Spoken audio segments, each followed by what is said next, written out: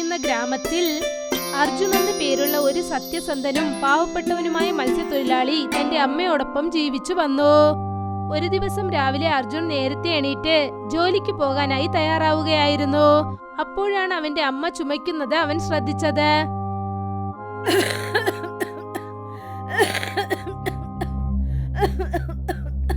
എന്തുപറ്റി അമ്മേ? ഞാനും കുറച്ച് ദിവസങ്ങളായിട്ട് നോക്കുന്നു, നിങ്ങളെ ഇടയ്ക്കിടയ്ക്ക് ചുമക്കുന്നു. നിങ്ങൾ സുഖമല്ലേ?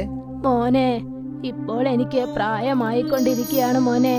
പ്രായമാകുന്ന സമയത്ത് ചുമ എന്നതിപ്പോൾ ഒരു സാധാരണ കാര്യമാണ് മോനെ.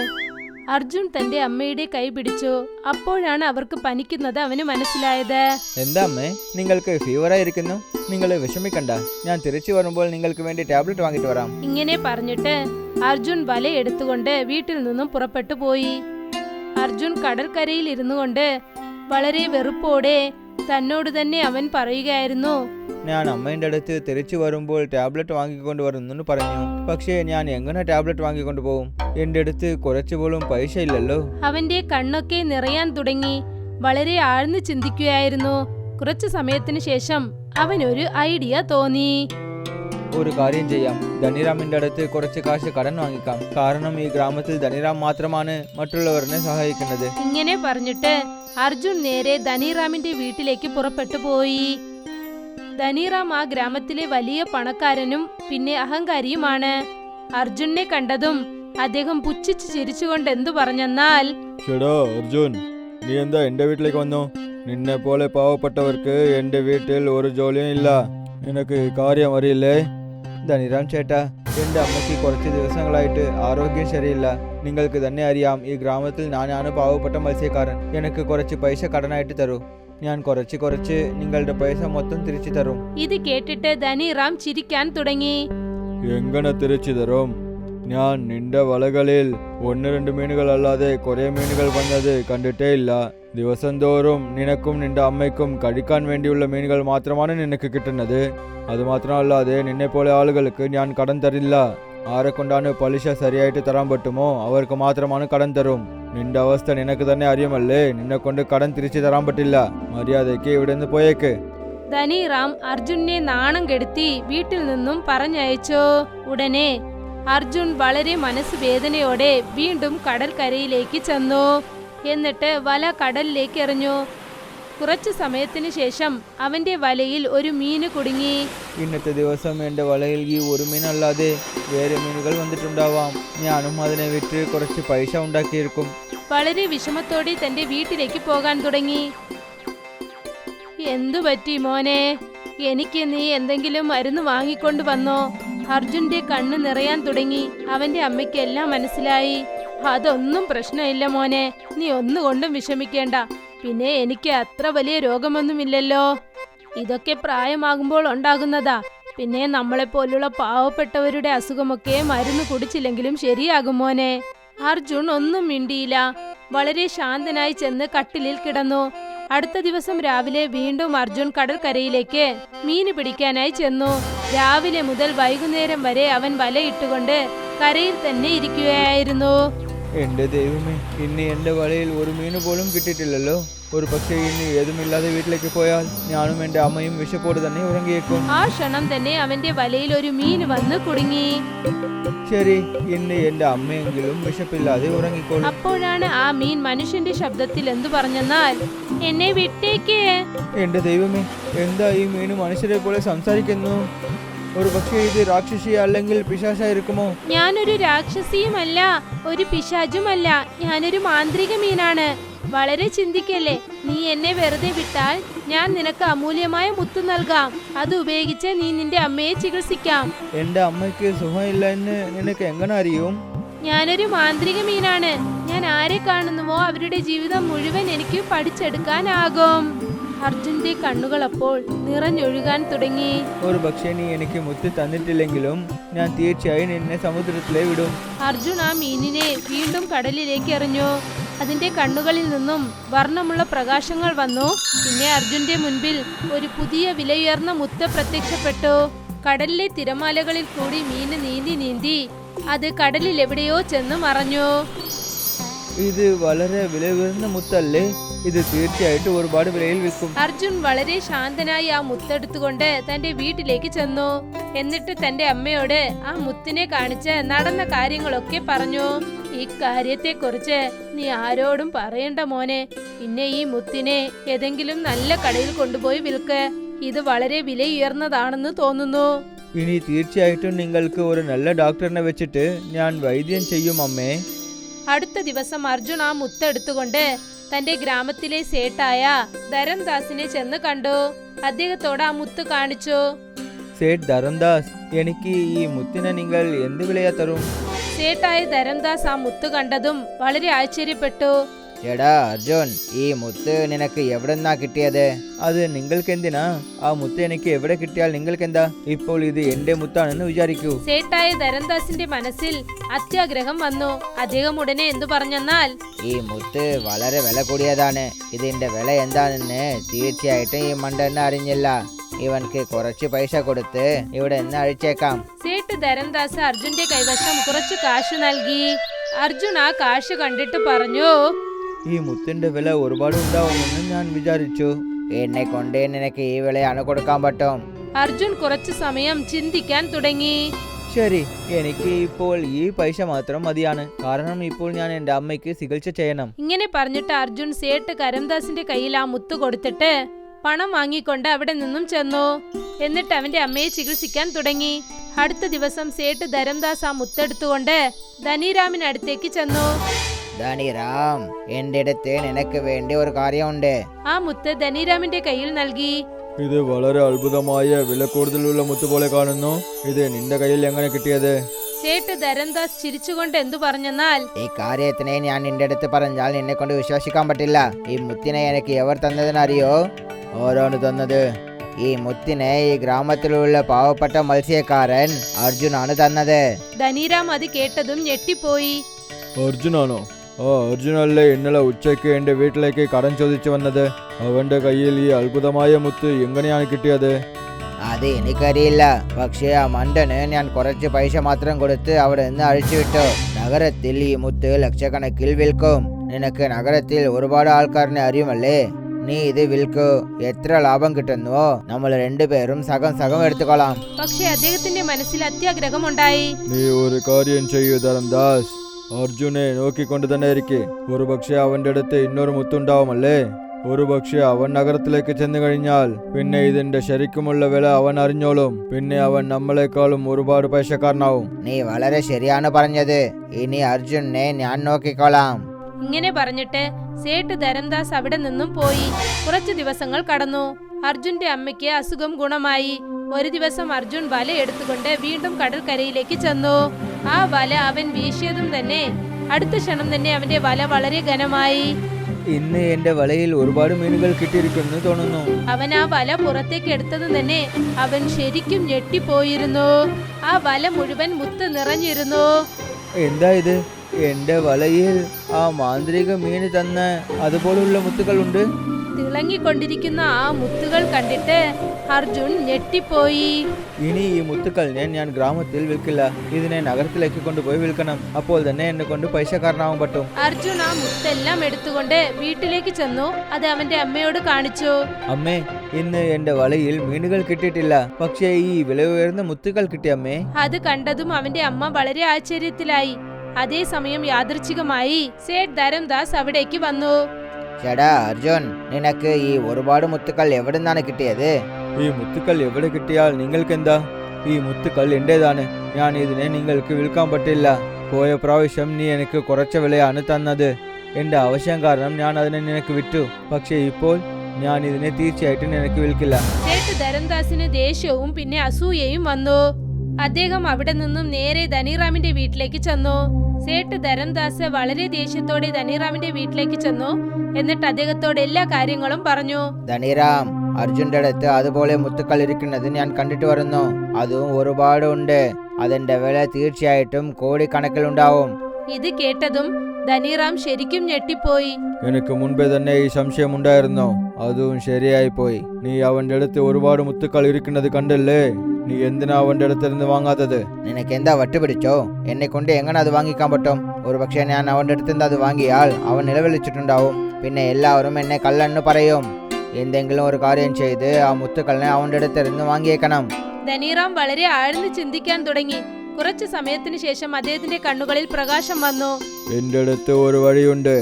ഇന്ന് നമ്മൾ അർജുൻ്റെ വീട്ടിലേക്ക് ചെന്ന് അവനെ മോഷ്ടിക്കണം. പിന്നെ അവനെ എന്നേക്കുമായിട്ട് നമ്മളുടെ വഴിയിൽ നിന്ന് അഴിച്ചേക്കണം. അങ്ങനെ ചെയ്താൽ മുത്തുക്കളും നമുക്ക് സ്വന്തമാകും. പിന്നെ മറ്റുള്ളവർ എന്താ വിചാരിക്കണമെന്ന് വെച്ചാൽ അർജുൻ്റെ വീട്ടിൽ മോഷണം നടന്നു, അവർ അവനെ കൊന്നെന്ന് വിചാരിക്കും. നീ വളരെ ശരിയാണ് പറഞ്ഞത്. ഇങ്ങനെ ചെയ്യുന്നതാണ് എല്ലാവർക്കും ശരിയായിട്ടുണ്ടാവും. രാത്രി അർജുൻ ഉറങ്ങുകയായിരുന്നു. അപ്പോഴാണ് 2 കള്ളന്മാർ അവരുടെ വീട്ടിലേക്ക് കയറിയത്. അർജുൻ ഞെട്ടി എണീറ്റിരുന്നു. എന്നിട്ട് ആ മുഖംമൂടി ഇട്ടവരെ നോക്കി എന്തു പറഞ്ഞെന്നാൽ, നിങ്ങൾ രണ്ടുപേരും ആരാണ്? ആ 2 മുഖംമൂടി അണിഞ്ഞവരും ഒന്നും മിണ്ടിയില്ല. പിന്നെ നേരെ ആ സ്ഥലത്തേക്ക് ചെന്നു. അവിടെയാണ് മുത്തുള്ള ആ സഞ്ചി ഉണ്ടായിരുന്നത്. ഒരു കൊള്ളക്കാരൻ ആ സഞ്ചി എടുത്തു. എന്നിട്ട് 2 പേരും അവിടെ നിന്നും ഓടാൻ തുടങ്ങി. അപ്പോഴാണ് അർജുന്റെ അമ്മ മിഴിച്ചത്. മോനെ അർജുൻ, നമ്മളുടെ വീട്ടിൽ ഇത് എന്താ നടക്കുന്നത്? 2 കള്ളന്മാർ പെട്ടെന്ന് നമ്മളുടെ വീട്ടിലേക്ക് വന്നു. പിന്നെ ആ മുത്തുക്കൾ എടുത്തുകൊണ്ട് ഇവിടെ നിന്ന് പോയി. ഞാൻ ചെന്ന് അവരെ പിടിക്കാമമ്മേ.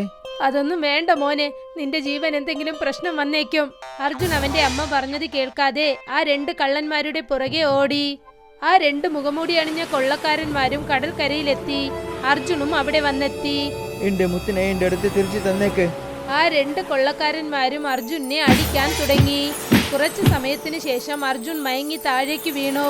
അവരവനെ എടുത്തുകൊണ്ട് ചെന്ന് കടലിലേക്ക് വലിച്ചെറിഞ്ഞു. എന്നിട്ട് നേരെ ധനിറാമിന്റെ വീട്ടിലേക്ക് വന്നു. അവർ 2 പേരും മുത്തുണ്ടായിരുന്ന ആ സഞ്ചി ധനിറാമിന്റെ കയ്യിൽ നൽകി. എന്നിട്ട് അവിടെ നിന്നും പോയി. കുറച്ചു സമയത്തിനകം സേഠ് ധരംദാസും അവിടേക്ക് വന്നു. എന്റെ അത്ഭുതമായ ആലോചന കണ്ടില്ലേ? ഞാൻ എന്റെ ബുദ്ധി ഉപയോഗിച്ച് അർജുന്റെ അടുത്ത് നിന്ന് ഈ മുത്തുകൾ മോഷ്ടിച്ചു. ഇനി അവനെ കൊണ്ട് ഒന്നും ചെയ്യാൻ പറ്റില്ല, കാരണം അവൻ മരിച്ചുപോയി. എന്റെ ആൾക്കാര് അവനെ കൊന്ന് കടലിലേക്ക് വീശി. ഇങ്ങനെ പറഞ്ഞിട്ട് ധനിറാം ഭയങ്കരമായി ചിരിക്കാൻ തുടങ്ങി. അർജുന്റെ അമ്മ അവിടെ നിന്നും കടൽക്കരയിലേക്ക് ഓടി വന്നു. തിരമാലകൾ ഭയങ്കരമായി അടിക്കുകയായിരുന്നു. അർജുൻ, അർജുൻ, മോനെ അർജുൻ. അവരവിടെ തറയിലുണ്ടായിരുന്ന രക്തക്കറ കണ്ടു. അവർ ഏങ്ങി ഏങ്ങി കരയാൻ തുടങ്ങി. കൊള്ളക്കാരന്മാർ എന്റെ മകനെ കൊന്നു കളഞ്ഞു. അവരവനെ ഈ കടലിലേക്ക് വലിച്ചെറിഞ്ഞിരിക്കുകയാണ്. അവരൊരുപാട് സമയം അവിടെ ഇരുന്ന് കരഞ്ഞു. പക്ഷെ അർജുൻ മരിച്ചില്ല. അവൻ ബോധമില്ലാത്ത അവസ്ഥയിൽ കടലിൽ പൊന്തിക്കിടക്കുകയായിരുന്നു. അവിടെ വന്ന തിരമാലകൾ അവനെ ഏതോ ഒരു ദിശയിലേക്ക് കൊണ്ടുപോയി. നേരം പുലർന്നു. സൂര്യന്റെ ആദ്യത്തെ പ്രകാശം അർജുന്റെ ശരീരത്തിൽ കൊണ്ടതും അവൻ ഞെട്ടി എണീറ്റു. എന്നിട്ട് അവൻ ചുറ്റിലും നോക്കി. അവൻ വളരെ മനോഹരമായ ഒരു ദ്വീപിൽ നിൽക്കുകയായിരുന്നു. ഈ ദ്വീപ് കാണാൻ വളരെ ഭംഗിയായിട്ടുണ്ടല്ലേ? ഒരു പക്ഷേ ഇത് എന്റെ സ്വപ്നമായിട്ടുണ്ടാവുമോ? അവൻ പതുക്കെ പതുക്കെ മുൻപിലോട്ട് നടന്നു. ഇല്ല, ഇത് സ്വപ്നമല്ല, ഇതെല്ലാം നേരാണ്. അപ്പോഴാണ് ദൂരെ മുത്തുകൊണ്ട് ചെയ്യപ്പെട്ട ഒരു കൊട്ടാരം അവൻ കണ്ടത്. ആ കൊട്ടാരം തിളക്കമുള്ള മുത്തുകൊണ്ട് ചെയ്യപ്പെട്ടതായിരുന്നു. അതിന്റെ ചുമരുകളിൽ നിന്നും സ്വർണ്ണ നിറത്തിലും വെള്ളി നിറത്തിലും തിളങ്ങിക്കൊണ്ടിരുന്നു. ആ തൂണുകളിൽ ഉണ്ടായിരുന്ന മുത്ത് സൂര്യന്റെ പ്രകാശം കാരണം അങ്ങനെ തിളങ്ങിക്കൊണ്ടിരുന്നു. ആകാശത്തിലെ നക്ഷത്രങ്ങൾ തിളങ്ങുന്നത് പോലെ കൊട്ടാരത്തിലെ കതവുകൾ, തൂണുകൾ അത്ര മനോഹരമായി ആകർഷിക്കുന്ന രീതിയിലായിരുന്നു. അതായത് സ്വപ്നലോകത്തിന്റെ ഒരു ഭാഗം പോലെ. അർജുൻ ആ മുത്തുകൊണ്ടുള്ള കൊട്ടാരം ഒരുപാട് സമയം വരെ നോക്കി നിന്നു. എന്നിട്ട് പേടിച്ച് അതിനടുത്തേക്ക് ചെന്നു. എന്നിട്ട് അതിനകത്തേക്ക് ചെന്നു. അർജുൻ ആ മുത്തു കൊട്ടാരത്തിനകത്തേക്ക് കയറിയതും തന്നെ അവന്റെ ചെവികളിൽ ഒരു മൃദുവായ ശബ്ദം കേൾക്കാൻ തുടങ്ങി. അപ്പോൾ ഒരു വിധേന നീ ഇവിടെ വന്നെത്തിയല്ലേ? അർജുൻ തിരിഞ്ഞു നോക്കി. അവന്റെ മുൻപിൽ വളരെ ഭംഗിയുള്ള ഒരു പെണ്ണ് നിൽക്കുകയായിരുന്നു. ആരാണ് നീ? ഞാൻ ഈ മുത്തുക്കൾ കൊട്ടാരത്തിന്റെ രാജകുമാരിയാണ്. നിനക്കെന്നെ മുൻപേ തന്നെ അറിയാമല്ലോ. മുത്തുക്കൾ കൊട്ടാരത്തിന്റെ രാജകുമാരിയോ? എനിക്ക് നിന്നെ മുൻപ് തന്നെ അറിയുമോ? എനിക്ക് ഒന്നും മനസ്സിലായില്ലല്ലോ. നിനക്ക് ഓർമ്മയുണ്ടോ? കുറച്ചു ദിവസത്തിന് മുൻപ് നിന്റെ വലയിൽ ഒരു മീന് കുടുങ്ങിയല്ലോ. അതെ, പിന്നെ ആ മീന് മനുഷ്യർ സംസാരിക്കുന്നത് പോലെ എന്റെ അടുത്ത് സംസാരിച്ചു. ആ മീന് ഞാനാണ്. ഞാൻ ഇടയ്ക്കിടയ്ക്ക് മനുഷ്യരുടെ രൂപത്തിൽ മനുഷ്യരുടെ ലോകത്തിലേക്ക് ചെല്ലും. ആരെ എനിക്ക് ഒരുപാട് ഇഷ്ടപ്പെടുന്നുവോ, അവന് അത്യാഗ്രഹമില്ലാത്ത നല്ല മനസ്സാണെങ്കിൽ അവരെ ഞാൻ സഹായിക്കാറുണ്ട്. അതായത് നിന്നെ സഹായിച്ചതുപോലെ. ആദ്യം നിനക്ക് ഞാൻ ഒരു മുത്ത് നൽകി, പിന്നെ നിന്റെ വഴികൾ മുത്തുകൊണ്ട് നിറച്ചു. പക്ഷേ എൻ്റെ അടുത്ത് വിലയുയർന്ന മുത്തുക്കൾ ഇരിക്കുന്ന ആ കള്ളന്മാർക്ക് അറിഞ്ഞുപോയി. അവർ രാത്രി വന്ന് ആ മുത്തുക്കൾ മോഷ്ടിച്ചു പോയി. പിന്നെ എന്നെ അടിച്ച് കടലിലേക്ക് തൂക്കിയിട്ടു. ഞാൻ ചത്തുപോയെന്ന് അവർ വിചാരിച്ചിട്ടുണ്ടാവും. എൻ്റെ അമ്മയും ഇപ്പോൾ അങ്ങനെ തന്നെ വിചാരിക്കും. നീ എന്ത് കണ്ടോ അത് സത്യമെന്ന് കരുതുന്നു. പക്ഷെ ശരിക്കും അവർ കൊള്ളക്കാരല്ല. അവർ ധനിറാമിന്റെ ആളുകളാണ്. ധനിറാമിന്റെ ആളുകളോ? പക്ഷേ ധനിറാമിന്റെ ആളുകൾ എന്തിനാ എന്നെ അടിക്കണം? കാരണം നീ ഒരു മുത്തെടുത്ത് കൊണ്ടുപോയി സേട്ട് ധരംദാസിന്റെ അടുത്ത് വിറ്റില്ലേ? അവൻ ആ മുത്ത് ധനിറാമിന് നൽകി. പിന്നെ ധനിറാമിന്റെ മനസ്സിൽ അത്യാഗ്രഹം ഉണ്ടായി. പിന്നെ അവൻ സേട്ട് ധരംദാസിനോട് പറഞ്ഞ് നിന്നെ ശ്രദ്ധിക്കാൻ പറഞ്ഞു. ആ, എനിക്ക് ഓർമ്മ വന്നു. മുത്തുക്കൾ നിറഞ്ഞ ആ സഞ്ജയനെ വീട്ടിലേക്ക് കൊണ്ടുപോകുമ്പോൾ ആ സേട്ട് ധരംദാസ് പെട്ടെന്ന് എന്റെ വീട്ടിലേക്ക് വന്നു. അവനാണ് എല്ലാം ധനിറാമിനോട് പറഞ്ഞത്. പിന്നെ ധനിറാം ഒരു പ്ലാൻ ഇട്ട് അവന്റെ ആളുകളെ അയച്ച് നിന്റെ വീട്ടിൽ നിന്നും മോഷണം നടത്തി ആ മുത്തുകളെ മോഷ്ടിച്ചു. അവൻ നിന്നെ കൊല്ലണമെന്ന് കരുതി. പക്ഷെ ഞാൻ നിന്നെ രക്ഷിച്ചു. അർജുന്റെ കണ്ണുകൾ നിറഞ്ഞൊഴുകാൻ തുടങ്ങി. ധനിറാം എത്ര മോശമായിട്ട് പ്രവർത്തിക്കുമെന്ന് ഞാൻ സ്വപ്നത്തിൽ പോലും ആലോചിച്ചിട്ടില്ല. ഇപ്പോൾ ഞാൻ പറയുന്നത് ശ്രദ്ധിച്ചു കേട്ടോളൂ. ഞാൻ വീണ്ടും നിനക്ക് ഒരുപാട് മുത്തുകൾ നൽകാം. നീ നേരെ ഗ്രാമത്തിലേക്ക് ചെല്ലണ്ട, നഗരത്തിലേക്ക് ചെല്ല്. എന്നിട്ട് ഈ മുത്തുകൾ അവിടെ വിറ്റിട്ട് ഒരുപാട് കാശ് എടുത്തുകൊണ്ട് ഗ്രാമത്തിലേക്ക് പോ. എന്നാൽ നിനക്ക് പണക്കാരനാകാം. സേട്ടിന്റെ സ്വഭാവം അനുസരിച്ച് തീർച്ചയായും നിന്നോട് ചോദിക്കാൻ വരും. ഈ പണമൊക്കെ നിനക്ക് എവിടെ നിന്ന് കിട്ടിയെന്ന് ചോദിക്കും. അപ്പോൾ അവനോട് മുത്തുക്കൾ കൊട്ടാരത്തിന്റെ രാജകുമാരിയാണ് തന്നതെന്ന് പറ. ഈ കൊട്ടാരത്തെ കുറിച്ച് അവരോട് പറ. പക്ഷേ ഈ കൊട്ടാരത്തിനെ പറ്റി ഞാൻ എങ്ങനെ അവർക്ക് പറയും? ഇത് എനിക്ക് തന്നെ അറിയില്ലല്ലോ. അവര് നിന്നോട് ചോദിച്ചാൽ അവരോട് പറ, ഒരു മുത്ത് കയ്യിൽ വെച്ചോളൂ, തോണി എടുത്തുകൊണ്ട് പോകൂ. തോണി മുൻപിലോട്ട് ചെല്ലും തോറും ആ മുത്ത് വർണ്ണ നിറങ്ങളിലുള്ള ദിശ നിങ്ങൾക്ക് കാണിച്ചു തരും. ആ ദിശ നോക്കി നിങ്ങൾ ഓടിച്ചാൽ അത് നേരെ മുത്തുകളുടെ കൊട്ടാരത്തെത്തുമെന്ന് പറ. ശരി, നീ എങ്ങനെ പറഞ്ഞോ ഞാൻ അതുപോലെ തന്നെ പറയുന്നു. രാജകുമാരി അർജുനന് ഒരുപാട് വിലയുയർന്ന മുത്തുകൾ നൽകി. നിന്റെ കണ്ണു മൂടിക്കൊള്ളൂ. അർജുൻ കണ്ണുകൾ മൂടി. കുറച്ചു സമയത്തിനകം കണ്ണു തുറന്നതും അവൻ തന്റെ ഗ്രാമത്തിലെ കടൽക്കരയിനരികിൽ നിൽക്കുകയായിരുന്നു. അർജുൻ വീട്ടിലേക്ക് ചെന്നില്ല, നേരെ നഗരത്തിലേക്ക് ചെന്നു. എന്നിട്ട് മുത്തുകൾ വിറ്റു. അവൻ ആ മുത്തുകൾ പല കോടി രൂപയ്ക്ക് വിറ്റു. അവൻ അങ്ങനെ ഒരുപാട് കാശ് എടുത്തുകൊണ്ട് തന്റെ വീട്ടിലേക്ക് വന്നു. മോനെ, നിന്നെ കണ്ടപ്പോഴാണ് എനിക്ക് ജീവൻ തിരിച്ചു വന്നത്. നീ ഈ ലോകം വിട്ടു തന്നെ പോയെന്ന് ഞാൻ കരുതി മോനെ. ഒരു മകന് നിങ്ങളെ പോലെ അമ്മ ഉണ്ടെങ്കിൽ ആ മകന് ഒന്നും സംഭവിക്കില്ല അമ്മേ. കുറച്ചു ദിവസത്തിനകം അർജുൻ ആ ഗ്രാമത്തിലെ വലിയ പണക്കാരനായി മാറി. അവന്റെ പൊട്ടിപ്പോയ ആ ഓട് വീട് വലിയ വീടായി മാറി. ഇപ്പോൾ അവൻ ഗ്രാമത്തിലെ ഒരുപാട് സ്ഥലങ്ങൾക്ക് മുതലാളിയായി. ഇതൊക്കെ കണ്ടിട്ട് ധനിറാമിന് വല്ലാത്ത അസൂയയുണ്ടായി. ആ അർജുൻ ചത്തുപോയല്ലേ? പക്ഷെ അവൻ എങ്ങനെ തിരിച്ചു വന്നോ? പിന്നെ വളരെ ആശ്ചര്യമായ കാര്യം എന്താണെന്ന് വെച്ചാൽ അവൻ പൈസക്കാരനായി തിരിച്ചു വന്നു. അവന് പെട്ടെന്ന് ഇത്ര പൈസ എവിടെ നിന്നാണ് വന്നത് എനിക്ക് ഒന്നും മനസ്സിലായിട്ടില്ല. ശരി, വാ നമ്മൾ അർജുൻ്റെ അടുത്ത് തന്നെ സംസാരിക്കാം. അവൻ സാധാരണ മനുഷ്യനാണ്. അവന് എങ്ങനെയാണ് ഇതെല്ലാം കിട്ടിയതെന്ന് അവൻ തീർച്ചയായിട്ടും പറഞ്ഞേ പറ്റുള്ളൂ. ധനിറാമും സേട്ട് ധരൺദാസും അർജുന്റെ വീട്ടിലേക്ക് ചെന്നു. എന്നിട്ട് അവനോട് വളരെ സ്നേഹത്തോടെ സംസാരിക്കാൻ തുടങ്ങി. ഇപ്പോൾ നീ ഞങ്ങൾ രണ്ടുപേർക്കും സമമാനവനായി പോയി. പറയൂ, നിങ്ങൾ രണ്ടുപേർക്കും എന്താ വേണ്ടത്? ധനിറാം സേട്ട് ധരംദാസിനെ തിരിഞ്ഞു നോക്കി. എന്നിട്ട് അർജുനോട് ചിരിച്ചുകൊണ്ട് എന്തു പറഞ്ഞെന്നാൽ, ഇവിടെ നോക്കൂ അർജുൻ, ആ കൊല്ലക്കാരൻ നിന്നെ കൊന്നു കളഞ്ഞെന്ന് ഗ്രാമത്തിലെ എല്ലാവരും പറഞ്ഞു. പിന്നെ നീ എങ്ങനെയാണ് തപ്പിച്ചത്? അത് മാത്രമല്ലാതെ നിന്റെ അടുത്ത് ഇത്ര പൈസ എവിടെ നിന്നാണ് വന്നത്? സാറേ, നിങ്ങൾ വളരെ ശരിയാണ് പറഞ്ഞത്. ഇപ്പോൾ നമ്മൾ സമമാനവരായി പോയി. അതുകൊണ്ട് ഞാൻ നിങ്ങളുടെ അടുത്ത് ഒരു കാര്യവും മറക്കാൻ പോകുന്നില്ല. പിന്നെ അവരോട് മുത്തുകളുടെ കൊട്ടാരത്തിലെ രാജകുമാരി എന്താണോ പറയാൻ പറഞ്ഞത് അതാണ് അർജുൻ പറഞ്ഞത്. എന്ന് വെച്ചാൽ ശരിക്കും കടലിന്റെ നടുക്ക് ഒരു ദ്വീപിൽ മുത്തു കൊട്ടാരമുണ്ടോ? അതില് ഒരു രാജകുമാരിയും ഉണ്ടോ? അവരാണോ നിന്റെ കയ്യിൽ ഈ മുത്തുക്കൾ തന്നത്? ഞാൻ നിങ്ങളുടെ അടുത്ത് എന്തിനാ കള്ളം പറയണം?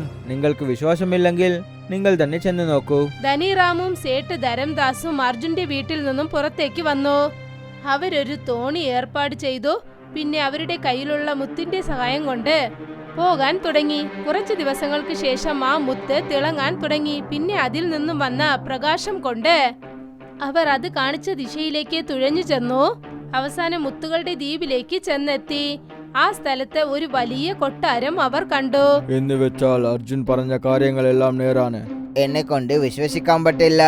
എന്റെ കൺമുൻപിലുള്ളത് ശരിക്കും മുത്തുക്കൾ കൊട്ടാരമാണോ? ശരി വാ, നമ്മൾ അകത്ത് ചെന്ന് നോക്കാം. ധനിറാമും സേട്ട് ധരൺദാസും ആ കൊട്ടാരത്തിനകത്തേക്ക് ചെന്നു. അപ്പോഴാണ് ആ കൊട്ടാരത്തിലെ രാജകുമാരി അവിടേക്ക് വന്നത്. നീയാണോ ഈ മുത്തുക്കൽ കൊട്ടാരത്തിന്റെ രാജകുമാരി?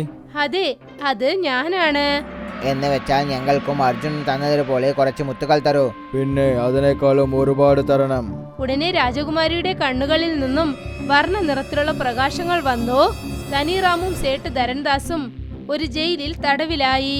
നീ എന്താണ് ചെയ്യുന്നത്? അർജുനന് നിങ്ങളെക്കുറിച്ച് എല്ലാ കാര്യങ്ങളും അറിയാം. നിങ്ങൾ രണ്ടുപേരും ചേർന്ന് അവന്റെ വീട്ടിൽ നിന്നും മുത്ത് മോഷ്ടിച്ചു. അവനെ കൊല്ലാനും ശ്രമിച്ചു.